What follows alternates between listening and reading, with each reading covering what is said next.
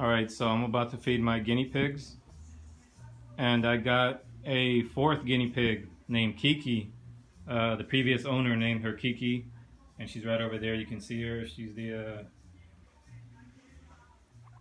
she's the white and brown one over there. The other ones are squeaking. Let me shut the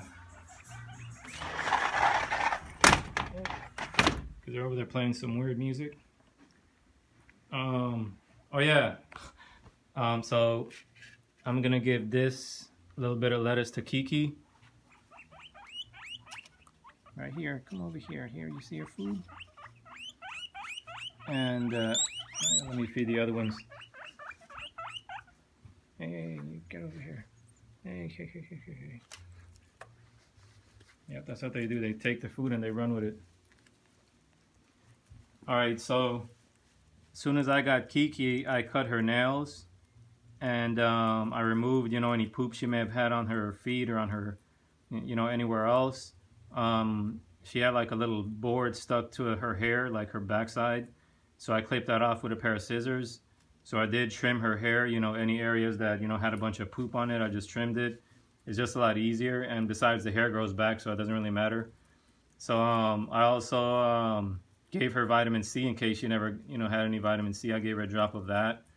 I also gave her a shower. So again, I don't know how often she was showered, but I gave her a shower. So she looks clean and she smells fresh. And I also gave her ivermectin. And I'm going to bring this up in another video, not today, but basically I have them separated because whenever you get a new guinea pig, you have no idea if the new guinea pig, is sick or has anything wrong with her. And rather than have 4 sick guinea pigs, I'd rather just have 1. So you have to keep them separated like this.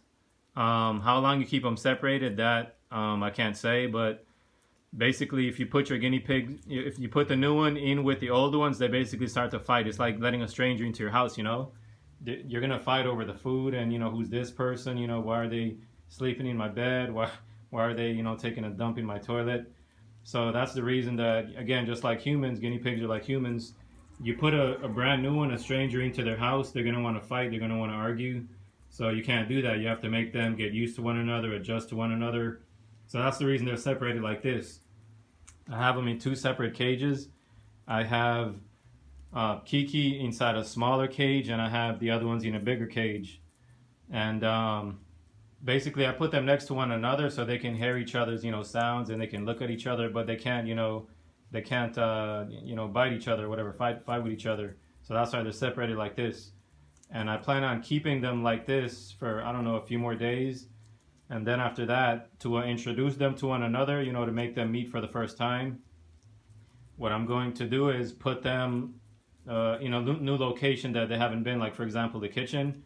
They've never been in the kitchen, so if I put all 4 of them inside the kitchen, and they've never been there before, they're not going to fight over, this is my seat, this is my couch, this is my TV. They're not going to fight over anything. So that's the reason that I'm going to put them somewhere new that they've never been. Once they get used to one another, then you can put them, all into the same spot, the same area. But for the first time when you get a guinea pig, you got to treat them like a human being. They're going to fight if you let a stranger into your house. So you have to, basically let them become friends and stuff like that, get to know each other. So I will be putting them, it doesn't have to be the kitchen, but I'll put them, somewhere that they have not been. So it's all going to be new to them, and yep. And, oh yeah, there she is. And she is hungry and she is eating. I was told that the guinea pig is a year old, but I don't really know. I don't know. She looks really small. I think she was just fed a lot. That's why she kind of looks big. She kind of looks bigger than all the other 3 that I have, to be honest. But it's funny because the other 2 of them are like a year and a half old, but this one still looks bigger.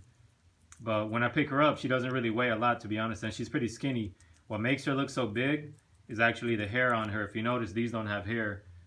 These don't have a lot of hair. This one does. The reason I didn't want to get a guinea pig with a lot of hair is if a guinea pig has some kind of sickness, like a bump or a lump or something like that, some kind of skin condition, you can't see it because the hair is covering it up. So that was the biggest reason why I stuck with guinea pigs with short hair, because when you get them like this with long hair, and something's wrong, it's kind of difficult to spot because it's underneath the hair. You have to like, you know, feel all around her and, you know, like lift up the hair. And so that's the reason I never got it, a guinea pig with long hair, but I decided to get this one, and I will be, you know, taking care of her. So they will be together eventually, but right now they have to be what's called quarantine until, you know, they get used to one another. I got a feeling there's nothing wrong with her. Oh yeah, and the reason I gave her ivermectin is because there's something that the guinea pigs can get, what's called mange mites. I believe it's called mange mites. I don't remember, but I gave them their ivermectin long ago, those three. But whenever I get a guinea pig, I always give them that because that kills mange mites. So if that's one of the sicknesses that she had, it's already gone, or it will be gone. So that's the reason I gave her that. Even though she may not be sick, it's better to be safe than sorry. So I did learn how to give her the proper dose of ivermectin. I, you know, researched all that stuff online. So yeah, there she is. She's happy and she's eating. And I don't think she's used to walking on such soft, you know, the little bedding. So she should be happy in there. The water bottle. And they're over there just tearing it up. Alright, so thanks for watching.